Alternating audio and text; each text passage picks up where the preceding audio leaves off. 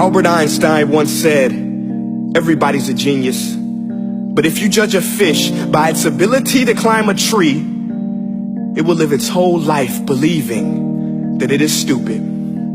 Ladies and gentlemen of the jury, today on trial we have modern day schooling. Glad you could come. Not only does he make fish climb trees, but also makes them climb down and do a 10-mile run. Tell me, school, are you proud of the things you've done? Turning millions of people into robots, do you find that fun? Do you realize how many kids relate to that fish swimming upstream in class, never finding their gifts, thinking they are stupid, believing they are useless? Well, the time has come, no more excuses. I call school to the stand and accuse him of killing creativity, individuality, and being intellectually abusive. He's an ancient institution that has outlived his usage.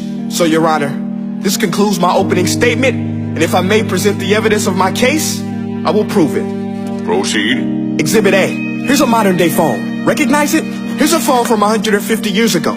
Big difference, right? Stay with me. Here's a car from today, and here's a car from 150 years ago. Big difference, right? Well, get this. Here's a classroom of today, and here's a class we used 150 years ago. Now ain't that a shame? In literally more than a century, nothing has changed. Yet you claim to prepare students for the future? But with evidence like that, I must ask, do you prepare students for the future or the past? I did a background check on you and let the record show that you were made to train people to work in factories, which explains why you put students in straight rows, nice and neat, tell them sit still, raise your hand if you want to speak, give them a short break to eat, and for 8 hours a day tell them what to think. Oh, and make them compete to get an A letter which determines product quality, hence grade A of meat. I get it. Back then, times were different. We all have a past. I myself am no Gandhi. But today, we don't need to make robot zombies. The world has progressed. And now we need people who think creatively, innovatively, critically, independently, with the ability to connect. See, every scientist will tell you that no two brains are the same. And every parent with 2 or more children will confirm that claim. So please explain why you treat students like cookie cutter frames or snapback hats, giving them this one-size-fits-all crap. Watch your language. Sorry, Your Honor, but if a doctor prescribed the exact same medicine to all of his patients, the results will be tragic. So many people will get sick, yet when it comes to school, this is exactly what happens. This educational malpractice, where one teacher stands in front of 20 kids, each one having different strengths, different needs, different gifts, different dreams, and you teach the same thing the same way? That's horrific. Ladies and gentlemen, the defendant should not be acquitted. This may be one of the worst criminal offenses ever to be committed. And let's mention the way you treat your employees. Objection. Overruled. I want to hear this. It's a shame.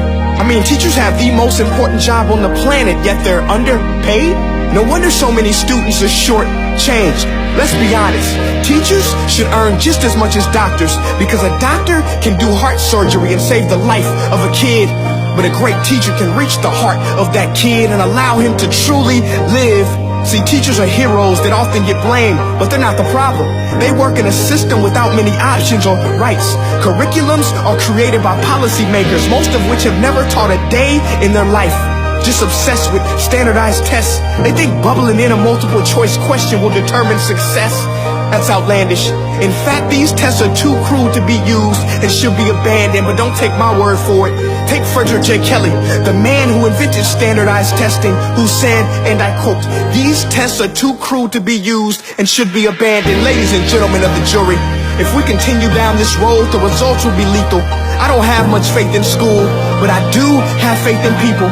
And if we can customize healthcare, cars, and Facebook pages, then it is our duty to do the same for education, to upgrade it, change it, do away with school spirit, because that's useless.